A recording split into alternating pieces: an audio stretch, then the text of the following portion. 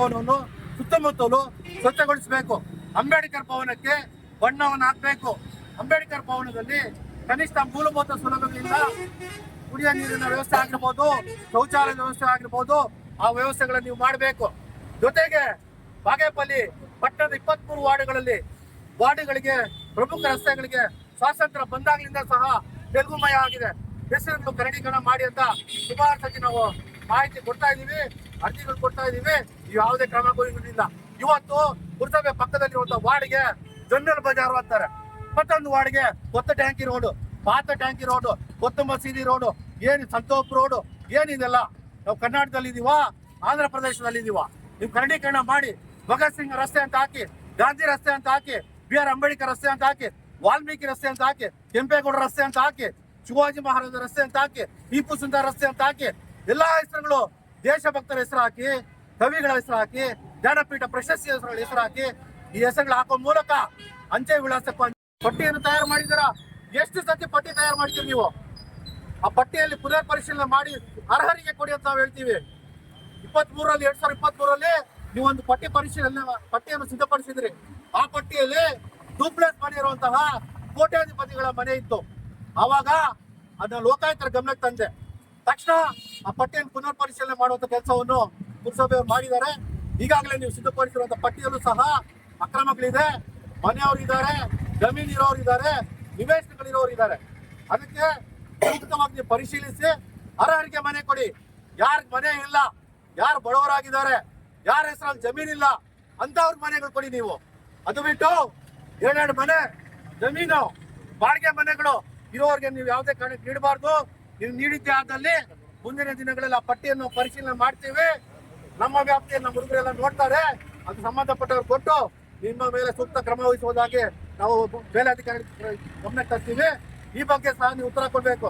ಮೊದಲನೇದಾಗಿ ಕಮ್ಯುನಿಟಿ ಮೊಬೈಲೈಸರ್, ಎರಡನೇದಾಗಿ ನಿವೇಶನ ರಹಿತರಿಗೆ ನಿವೇಶನ, ಮೂರನೇದಾಗಿ ನಮ್ಮ DCC ಬ್ಯಾಂಕ್ ಪಕ್ಕದಲ್ಲಿ ಗೂಳೂರು ರಸ್ತೆಯಲ್ಲಿ ವಾಣಿಜ್ಯ ಮಳಿಗೆಗಳು ಸುಮಾರು 15-20 ವರ್ಷಗಳಿಂದ ಕೋಟ್ಯಾಂತರ ರೂಪಾಯಿ ಬಂಡವಾಳ ಹಾಕಿ ಅಲ್ಲಿ ಕಟ್ಟಿದ್ದಾರೆ. ಆದ್ರೆ ಕೆಲವೊಂದು ಅಂಗಡಿಗಳು ಮಾತ್ರ ಹರಾಜು ಕೊಟ್ಟಿದ್ರ. ಮಿಕ್ಕಿ ಅಂಗಡಿಗಳು ಯಾಕೆ ನೀವು ಹರಾಜು ಕೊಟ್ಟಿಲ್ಲ? ಯಾಕೆ ಪುರಸಭೆ ಆದಾಯ ಬರೋದು ಬೇಡವಾ? ಪುರಸಭೆಗೆ ಆದಾಯ ಬರೋದು ಬೇಡವಾ? ನಗರ ಅಭಿವೃದ್ಧಿ ಆಗೋದು ಬೇಡವಾ? ಯಾಕೆ ಅಂಗಡಿಗಳು ಹರಾಜು ಮಾಡ್ತಾ ಇಲ್ಲ? ಯಾಕೆ ಬಾಡಿಗೆ ಕೊಡ್ತಾ ಇಲ್ಲ? ನೀವು ಇದ್ರ ಬಗ್ಗೆ ನೀವು ಉತ್ತರ ಕೊಡ್ಬೇಕೀಗ. ಅದರ ಜೊತೆಗೆ ನೀವು DCC ಬ್ಯಾಂಕ್ ಪಕ್ಕದಲ್ಲಿ ನೇತಾಜಿ ಸರ್ಕಲ್ ಅಲ್ಲಿ ಸರ್ಕಾರಿ ಮಳಿಗೆ ಮಾಡಿದ್ದೀರಾ. ಅದು ಅವೈಜ್ಞಾನಿಕ ಎಂದು ಸರ್ಕಾರಿ ಮಳಿಗೆ ಅವರು ಬರ್ತಾರೆ ಮತ್ತೆ ಹೋಗ್ತಾರೆ. ಆದ್ರೆ ಅದಕ್ಕೆ ದುಡ್ಡು ನಮ್ಮ ಬೆವರಿನ ದುಡ್ಡು, ನಮ್ಮ ಕಂದಾಯ ದುಡ್ಡನ್ನು ನೀವು ಹಾಕಿ ಕಟ್ಟಿದ್ದೀರಾ. ಅದೇನು ಅವೈಜ್ಞಾನಿಕವಾಗಿದೆಯೋ ಅದು ಸರಿಪಡಿಸಿ ಸೂಕ್ತರಿಗೆ ಅರ್ಹರಿಗೆ ಕೊಡಿ. ಅಲ್ಲಿ ಇಲ್ಲ ಸಲ್ಲದ ಚಟುವಟಿಕೆ ನಡೀತಾ ಇದೆ, ಅದನ್ನು ಸರಿಪಡಿಸಬೇಕು. ಜೊತೆಗೆ ಇಲ್ಲಿರುವಂತಹ ನಮ್ಮ ಪದಾಧಿಕಾರಿಗಳು ಎಲ್ಲ ಸೇರಿ ಪುರಸಭೆ ಮುಂಭಾಗದಲ್ಲಿ ಇದುವರೆಗೂ ಪ್ರತಿಭಟನೆ ಕಾರ್ಯಕ್ರಮ ಹಮ್ಮಿಕೊಂಡಿದ್ದೇವೆ. ಇದರ ಮುಖ್ಯ ಉದ್ದೇಶ ಏನೆಂದರೆ ವಿವಿಧ ಬೇಡಿಕೆಗಳ ಈಡೇರಿಕೆಗಾಗಿ ಇವತ್ತು ಪುರಸಭೆ ಮುಖ್ಯಾಧಿಕಾರಿಗಳಿಗೆ ಒಂದು ಮನವಿ ಪತ್ರವನ್ನು ಕೊಡ್ತಾ ಇದ್ದೀವಿ. ಇದರಲ್ಲಿ ಮೊದಲನೇ ಅಂಶ ಬಂದು, ಇತ್ತೀಚೆಗೆ ಬಾಗೇಪಲ್ಲಿ ಪುರಸಭೆಯಲ್ಲಿ ಸಮುದಾಯ ಸಜ್ಜುಗೊಳಿಸುವವರು ಕಮ್ಯುನಿಟಿ ಮೊಬೈಲೈಸರ್ಸ್ ಹುದ್ದೆಗಳಿಗೆ ಆಯ್ಕೆ ಮಾಡಲಾಗಿದೆ. ಆದರೆ ಆ ಹುದ್ದೆಗಳಿಗೆ, ಆ ಸಮುದಾಯ ಸಜ್ಜುಗೊಳಿಸುವಂತಹ ಪೋಸ್ಟ್ಗಳಿಗೆ ಒಬ್ಬೊಬ್ಬರಿಗೆ 12,000 ಸಂಬಳ ಇದೆ. ಆದರೆ ಈ ಆಯ್ಕೆ ಮಾಡಲು ಸರ್ಕಾರಿ ಮಾನದಂಡಗಳನ್ನು ಪಾಲನೆ ಮಾಡಿಲ್ಲ. ಜೊತೆಗೆ ಪತ್ರಿಕೆಗೆ ಹೇಳಿಕೆ ಕೊಟ್ಟಿಲ್ಲ, ನೋಟಿಸ್ ಕೊಟ್ಟಿಲ್ಲ. ಬಾಗೇಪಲ್ಲಿಯಲ್ಲಿ ಸುಮಾರು 25ರಿಂದ 30,000 ಜನಸಂಖ್ಯೆ ಇರುವಂತಹ ಇಷ್ಟು ಜನರಿದ್ರು. ಕೇವಲ ಸಮುದಾಯ ಸಜ್ಜುಗೊಳಿಸುವವರಿಗೆ ಕೇವಲ 6 ಅರ್ಜಿಗಳು ಬಂದಿದೆ. 5 ಪೋಸ್ಟ್ಗಳಿಗೆ 6 ಅರ್ಜಿಗಳು ಹೇಗೆ ಸ್ವಾಮಿ ಬರುತ್ತೆ? 5,000 ಜನ ಇದ್ದಾರೆ. ಇದಕ್ಕೆ ಆಯ್ಕೆ ಆಗಲ್ಲ ಅರ್ಹರಿರೋರು. ನೀವ್ ಹೇಳ್ತೀರಾ ಸ್ವಸಹಾಯ ಸಂಘದಲ್ಲಿ ಇರ್ಬೇಕಂತ. ಸ್ವಸಹಾಯ ಸಂಘದಲ್ಲಿ ಇರೋರೇ ಸುಮಾರು 5,000 ಜನ ಇದ್ದಾರೆ. ಯಾಕೆ ನೀವು ಮಾಹಿತಿ ಕೊಟ್ಟಿಲ್ಲ? ಯಾಕೆ ಮಾಹಿತಿ ಕೊಡದೆ ಗೌಪ್ಯವಾಗಿ ನೀವು ತೀರ್ಮಾನ ಮಾಡಿ ಆಯ್ಕೆ ಮಾಡಿದ್ದೀರಾ? ಸಮುದಾಯ ಸಜ್ಜುಗೊಳಿಸುವ ಹುದ್ದೆಯನ್ನು ತಕ್ಷಣ ರದ್ದು ಮಾಡ್ಬೇಕು ನೀವು. ಮತ್ತೆ ಸಮುದಾಯ ಸಜ್ಜುಗೊಳಿಸುವವರ ಹುದ್ದೆಗಳಿಗೆ ಪುನರ್ ಅರ್ಜಿಗಳನ್ನು ಆಹ್ವಾನಿಸಿ ನೀವು ಕಾನೂನುಬದ್ಧವಾಗಿ ಅರ್ಹರಿಗೆ ಕೊಡಿ. ಜಸ್ಟ್ ಪಾಸ್ ಆಗಿರೋರಿಗೆ ಮತ್ತೆ ಅವ್ರವ್ರ ರಿಲೇಷನ್ಸ್ಗೆ ನೀವು ಇವತ್ತು ಕಮ್ಯುನಿಟಿ ಮೊಬೈಲ್ ಕೊಟ್ಟಿದ್ರ.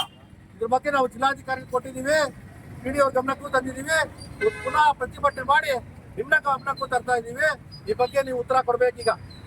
ಜೊತೆಗೆ ನಿವೇಶನ ರಹಿತರಿಗೆ ಸುಮಾರು 15 ವರ್ಷಗಳಾಯ್ತು ಯಾಕೆ ನಿವೇಶನಗಳು ಪುರಸಭೆಯಿಂದ ಕೊಡ್ತಾ ಇಲ್ಲ? ವಿ ಶ್ರೀರಾಮ್ ರೆಡ್ಡಿ ಅವರು ಇದ್ದಾಗ ಶ್ರೀರಾಮ್ ರೆಡ್ಡಿ ಲೇಔಟ್ ಆಯ್ತು, ಸಂಪಂಗಿ ಅವರು ಶಾಸಕರಿದ್ದಾಗ ಸಂಪಂಗಿ ಲೇಔಟ್ ಆಯ್ತು. ಸುಮಾರು 15 ವರ್ಷಗಳಿಂದ ಪುರಸಭೆಯವರು ನಿವೇಶನ ರಹಿತರಿಗೆ ಯಾಕೆ ನಿವೇಶನ ಮಾಡ್ತಾ ಇಲ್ಲ? ನಿವೇಶನ ರಹಿತರು ಇಲ್ವಾ?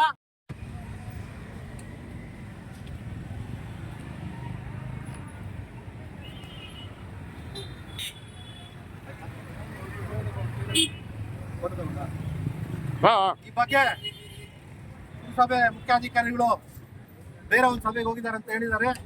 ಅವರ ಪರವಾಗಿ ಮನವಿ ಸ್ವೀಕರಿಸಿ ಬಂದಂತಹ ಕಂದಾಯ ಅಧಿಕಾರಿಗಳು ಅತಾವಲ್ ಅವರು ಈ ಮನವಿಗಳು ಸ್ವೀಕರಿಸಿ ಅವರೊಂದು 2 ಭರವಸೆ ಮಾತುಗಳನ್ನು ಆಡ್ಬೇಕಂತ ಅವರನ್ನ ಕೋರ್ತಾ ಇದ್ದೀವಿ.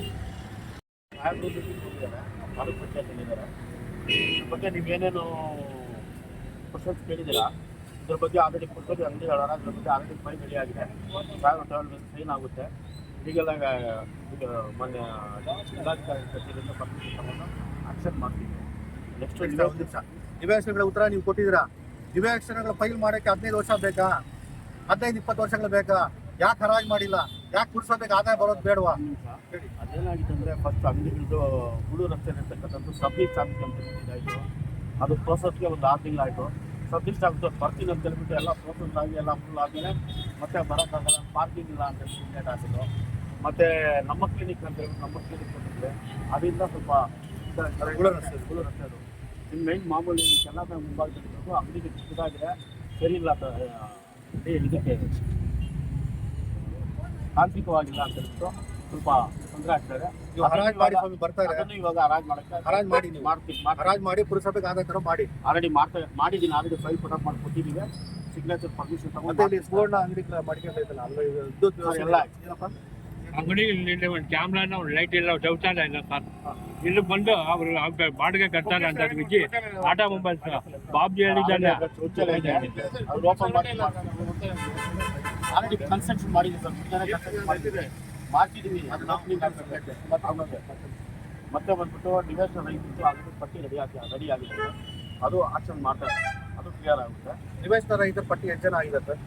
ಅದು 325 ಇದೆ. 325 ಕಾಯ್ದೆ ಮಾಡಿ ಪುನರ್ ಪರಿಶೀಲನೆ ಮಾಡಿ ನೀವು ಸೂಕ್ತರಿಗೆ ಅರ್ಹರಿಗೆ ಕೊಡಿ. ಮನೆ ಇರೋರು ಯಾವುದೇ ಕಾರಣ ಕೊಡಬೇಡಿ. ನೀವು ಕೊಟ್ಟರು ಸಹ ನಾವು ಅದ್ರ ಬಗ್ಗೆ ವಿರುದ್ಧವಾಗಿ ಪ್ರತಿಭಟನೆ ಮಾಡ್ತೀವಿ, ಮೇಲಾಧಿಕಾರಿ ಗಮನಕ್ಕೆ ಕೊಡ್ತೀವಿ.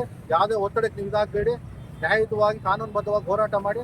ನೀವು ಏನಿದೆಯೋ ಅದು ಕಾನೂನು ಪಾಲನೆ ಮಾಡಿ. ಯಾರು ನಿವೇಶನ ಇಲ್ಲ ಬಡವರಾಗಿದ್ದಾರೆ ಅಂತ ಅವ್ರು ಕೊಡಿ. ಮತ್ತೆ ನೆಕ್ಸ್ಟ್ ನಾಮಫಲಕಗಳ ಬಗ್ಗೆ ಗೊತ್ತಿಲ್ಲ ಮತ್ತೆ ಯಾರು ಹೇಳ್ತಿದ್ದೆ ಸಭೆಯಲ್ಲಿ ಇಟ್ಬಿಟ್ಟು ಇದನ್ನ ವ್ಯವಸ್ಥೆ ಮಾಡ್ತೀವಿ. ಅದು ಕರಡೀಕರಣ ಮಾಡಬೇಕು. ವಾರ್ಡ್ಗೆ ಕರಡೀಕರಣ ಮಾಡಿ. ಭಗತ್ ಸಿಂಗ್ ರಸ್ತೆ, ಗಾಂಧಿ ರಸ್ತೆ, ಅಂಬೇಡ್ಕರ್ ರಸ್ತೆ ಪ್ರತಿಯೊಂದೂ ವಿಳಾಸಕ್ಕೆ ಅನುಕೂಲ ಆಗುತ್ತೆ. ಮತ್ತೆ ಸ್ಮಶಾನದ ರೋಡ್ ಬಗ್ಗೆ ಹೇಳಿದ್ದೀರಾ, ಅದು ಅನುದಾನ ಇದೆಯೋ ನೋಡ್ಕೊಂಡು ಅನುದಾನ ಬಂದ ತನಕ ಅದಕ್ಕೂ ಆಕ್ಷನ್ ಮಾಡಿ. ಮತ್ತೆ ಅಂಬೇಡ್ಕರ್ ಬಣ್ಣ ಹಂಚಕ್ಕೆ ವ್ಯವಸ್ಥೆ ಮಾಡ್ತೀವಿ. ಸುತ್ತಮುತ್ತಲ ಸ್ವಚ್ಛತೆ ಸರಿ, ನಾಳೆನೇ ಸ್ವಚ್ಛತೆ ಮಾಡ್ತೀವಿ. ಸ್ವಚ್ಛತೆ ಮಾಡಿಸಿ ಬಣ್ಣ ಯಾವಾಗ ಹಾಕ್ತೀರಾ? ಬಣ್ಣ ಹಾಕೋದಕ್ಕೆ ಲೀಗಲಾಗಿ ಪ್ರೋಸೆಸ್ ಮಾಡ್ಕೋಬೇಕು. ಫೈಲ್ ಪುಟಪ್ ಮಾಡ್ಕೋಬೇಕು. ಫೈಲ್ ಪುಟಪ್ ಮಾಡ್ಕೊಂಡು 1 ತಿಂಗಳಿಂದ ಕ್ಲಿಯರ್ ಮಾಡ್ತೀವಿ. ಇದು ಸಮುದಾಯ ಸಜ್ಜುಗೊಳಿಸೋರು ಅದ್ರ ಬಗ್ಗೆ ಏನು ಸಮುದಾಯ ಸಜ್ಜುಗೊಳಿಸೋರು ಮೊಬೈಲ್ ಬಗ್ಗೆ ಅದು ಡಿ ಸಿ ಆಫೀಸರ್ ಪುಟಪ್ ಆಗಿರ್ತಲ್ಲ. ಡಿ ಸಿ ಆಫೀಸರ್ ಹತ್ರ ಅಂತ ಇವ್ರು ಹೇಳ್ತಾವ್ರೆ. ಡಿ ಸಿ ಅವ್ರ ಹತ್ರ ಹೋದ್ರೆ ನಮ್ಗೆ ಗೊತ್ತೇ ಇಲ್ಲ, ಇವ್ರು ಪಟ್ಟಿ ಕಳಿಸಿದ್ರೆ ನಾವು ಆಯ್ಕೆ ಮಾಡಿದ್ವಿ ಅಂತ PD ಹೇಳ್ತಾರೆ. ಇದ್ರ ಬಗ್ಗೆ ಆಲ್ರೆಡಿ ಮಾಹಿತಿ ಕೊಟ್ಟಿದ್ರೆ ಈ ಮಾಹಿತಿ ತಗೊಂಡು ನಾನು ಅಲ್ಲಿ ಹೋಗಿದ್ದೆ. ಹೋದಾಗ ಪುರಸಭೆಯವರು 6 ಅರ್ಜಿಗಳು ಕೊಟ್ಟಿದ್ದಾರೆ. 6 ಅರ್ಜಿಗಳೇ ನಾವು ಮಾಡಿದ್ದೀವಿ. ಪುರಸಭೆಯವರು 6 ಅರ್ಜಿಗಳು ಕಳಿಸಿದ್ದಾರೆ. 5,000 ಜನ ಇದ್ದಾರೆ ಸರ್, ಅವ್ರು ಕೊಡಿ ಅವಕಾಶ ಅಂದ್ರೆ ಇಲ್ಲ. 5 ಪೋಸ್ಟಿಗೆ 6 ಅರ್ಜಿ ಕೊಟ್ಟರೆ ನಾವೇನು ಮಾಡಬೇಕು? ಕೊಟ್ಟಿರೋದು ಅವರು. ನೀವು ಪತ್ರಿಕೆಗೆ ಯಾಕೆ ಹಾಕಿಲ್ಲ? ಸಮುದಾಯಗಳು ಸಜ್ಜುಗೊಳಿಸಲು ಹೋದ್ರೆ ಖಾಲಿ ಇದೆ ಅಂತ ಅಲ್ಲ, ಪತ್ರಿಕೆಗೆ ನೀವು ನೋಟಿಸ್ ಮಾಡಬೇಕಲ್ಲ ಸರ್. ನಾವು ಫೈಲ್ ಇದನ್ನು ಆಯ್ಕೆ ಮಾಡಿರೋದು ಎಲ್ಲ ಪ್ರೋಸೆಸ್ ಎಲ್ಲ ಅಲ್ಲಿಂದಾನೇ ಆಗಿರೋದು. ಅಲ್ಲ, ಬಾಗೇಪಲ್ಲಿಂದ ನೀವು ಪಟ್ಟಿ ಕಳಿಸಿರೋದು. ಪಟ್ಟಿ ಬಾಗೇಪಲ್ಲಿಂದ ಹೋಗಿದೆ. ಅದ್ರ ಬಗ್ಗೆ ನನಗೆ ಗೊತ್ತಿಲ್ಲ. ನಾನು ಮಾಹಿತಿ ಕೊಡ್ತೇನೆ. ಈಗ ಇದುವರೆಗೂ ಪುರಸಭೆಯ ಮುಖ್ಯಾಧಿಕಾರಿಗಳ ಪರವಾಗಿ ಕಂದಾಯ ಅಧಿಕಾರಿಗಳು ಅತಾವಲ್ ಅವರು ಬಂದು ನಮ್ಮ ಮನವಿ ಪತ್ರವನ್ನು ಸ್ವೀಕರಿಸಿ ಇರುವಂತಹ ಬೇಡಿಕೆಗಳನ್ನು ಹಂತ ಹಂತವಾಗಿ ಈಡೇರಿಸುವುದಾಗಿ ಭರವಸೆ ನೀಡಿದ್ದಾರೆ. ಈ ಭರವಸೆಗಳನ್ನು, ಈ ಬೇಡಿಕೆಗಳು ಏನಿದೆಯೋ ಅದು ನ್ಯಾಯಬದ್ಧವಾಗಿ ಕಾನೂನು ಅಡಿಯಲ್ಲಿ ಎಲ್ಲ ಭರವಸೆಗಳನ್ನು ಈಡೇರಿಸಬೇಕು. ಇಲ್ಲವಾದಲ್ಲಿ ನಾವು ಕರ್ನಾಟಕ ರಕ್ಷಣಾ ವೇದಿಕೆಯಿಂದ ಅತ್ಯಂತ ಉಗ್ರ ಹೋರಾಟವನ್ನು ಮಾಡ್ತೀವಿ ಅಂತ ಎಚ್ಚರಿಕೆ ನೀಡುತ್ತಾ ಈ ಕಾರ್ಯಕ್ರಮವನ್ನು ಮುಕ್ತಾಯ ಮಾಡ್ತಾ ಇದ್ವಿ. ಜೈ ಹಿಂದ್, ಜೈ ಕರ್ನಾಟಕ.